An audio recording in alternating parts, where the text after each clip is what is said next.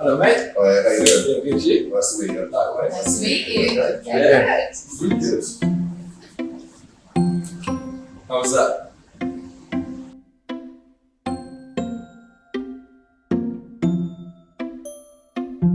Well, we're currently in Sam's parents' flat, so we don't. That must be fun. It is. They don't live there. Oh yeah, they as don't well. live Oh, there. okay. So it's a little bit easier. Yeah. Gotcha. Yeah. Gotcha. Although my sister does also live there, but that's by the by. We're looking to buy somewhere for the first time. Okay. Are you trying to buy it locally, or are you going to be? Well, we live Where in you- London. Yep. Expensive. Second most it's gonna be expensive place in It the world. is. Yeah, it's a great fact now. It is, yeah. Can't remember where I heard it. But yeah, so we just kind of want to know how that works, because I'm not going to lie to you, I have no idea. Yeah. Well, first things first. I mean, first time buying can appear to be a little bit scary, to say the least, especially where interest rates are obviously going up and obviously property prices are increasing, seems day by day as well. I would say first time buying, to make it sound a little bit easier, Yeah. it's literally just like the largest loan that you've probably ever had to date. Like a And that's- student loan. There you go. Yeah. It is just literally a qualifying loan. And the way that lenders basically want to lend to people is ultimately you putting down a deposit, which reduces the risk that they're going to have on that property. Yeah. And then they will be able to then give you, the rest of the mortgage, depending based on affordability. And how much do you need for the deposit generally? Deposit can be pretty much anything from 5%, okay, Yeah. all the way down to 95, 99% of Yeah. the property. Obviously, the more deposit you put down, the less risk the lender has, so therefore their appetite for lending becomes a little bit easier. Yeah. Okay. Okay, but I say 5% is the minimum. You can also then obviously have gifted from family as well. Yeah. So it doesn't always have to be your own money. You can obviously have it gifted by family members, ideally. Yeah. Some lenders will even accept it off of friends and work colleagues, etc. really? So it really does depend. I mean, where's your source of deposit coming from? Well, Sam's probably going to be putting down the biggest part of the brunt of deposit. it. I got inheritance from my Alright. grandmother when she passed away.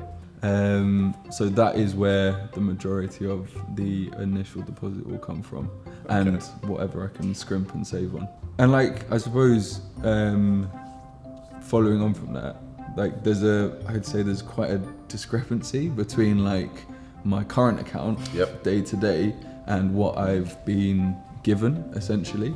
Yep. So like, how much would the financial state of my current account affect my mortgage?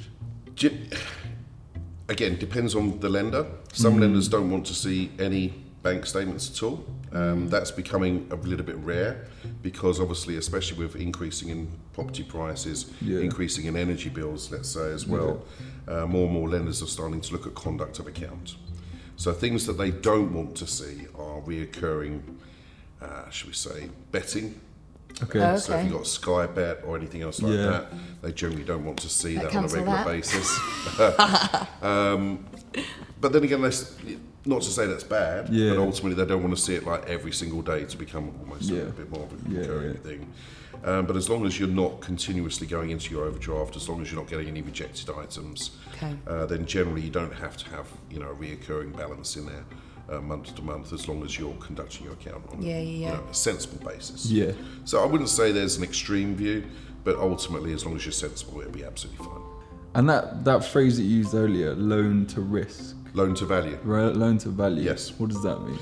Loan to value very simply just means the difference between the loan Yeah. and the value of the property.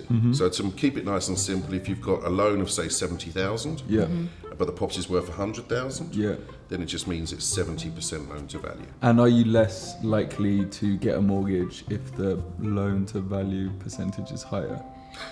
You could argue that because Yeah. obviously the level of risk that the lender is obviously going up. So, and as I said, mortgages are very straightforward and simple. They're just another way of getting finance Yeah. for what you want to buy. Yeah. It just so happens that probably the most expensive and important thing you're going to buy Yeah. is going to be your property, right? So I think when it all comes down to the risk that the lender is looking to apply to certain loans. So the more deposit you put in, the less risk the lender's going to have. Yeah. Yeah. the less deposit you put in, the more risk the lender's going to have. So therefore, you generally tend to find the higher the loan to value, the more increasing of the rate will be, okay, because it's obviously higher risk for them. And ultimately, the more closely it's going to be looked at by a potential underwriter. I see. So what types of mortgages are available? Well, for first-time buyers specifically, Yeah. okay, if you go back probably around about 10, 15 years ago, there were more diverse range of mortgages for first-time buyers specifically. Yeah. But I would say normally nowadays, the most you'd probably get as a difference between first-time buyer mortgages and non-first-time buyer mortgages, rate specific, is that maybe one would give you a cash back for being a first-time buyer, whereas if you're not a first-time buyer, you wouldn't. There's not that much difference anymore. Okay. Criteria-wise, though, with lenders, there is a bit of a difference. For instance, Nationwide do this thing for first-time buyers where it's called a helping hand. Right. And if you're earning over a certain amount, they would then lend you more than they normally would do for first-time buyers specifically. Yeah. So, but in terms of products, not so much anymore. You might benefit a little bit more by having a free valuation and a cashback. But other than that, it'd be pretty much the same as if you're a second-time buyer or remortgage for that matter. And how many? So like obviously mine and Sam's salary together. How do they lend you like five times the amount? I don't know what it is. I mean, it's lender specific. Okay. Yeah. So some lenders, depending on the circumstances, will lend more than others. And I think as a mortgage broker, this is where having a good mortgage broker is worth its weight in gold. Yeah. Because if you basically know, what the lender's circumstances are, so what the client's circumstances are, and you can then start to already filter it out exactly where you're going to be going throughout the conversation. Yeah. If you need a bit of an income stretch and you've got a good deposit, you're going to go to someone like NatWest. Right. If basically you just need standard affordability that's going to compete and you've got good income there, then you would look at the helping hand. Okay, so that's kind of what your job is to recommend the best place to get your mortgage I would always from. say it starts with the price. Yeah. In terms of the products that you'd be looking to go for, unless of course the affordability or something else outweighs that. Yeah. Because it's all about how much it's going to cost you at the end of the day. Yeah. But if we can make it cheaper and easier, then of course that could always be factored into account as part of the conversation. Yeah, definitely. So would you say now is a good time to get a mortgage and buy a house? Do you know what? It's the $1 million question, isn't it? I mean, it's one of those things where property prices are at quite an extreme high at the moment. Yeah. But having said that, have they reached their peak? We don't know. Yeah. But do you know what? I'm going to go completely off piste here, and I'm going to quote one of my favourite films of all time, and that is Lex Luthor in Superman. Love that. And he says basically, there's no bad time to own property because one thing about property, it always holds a value. Yeah. Okay. People will always want land. Yeah, it's an Okay? investment. Exactly that.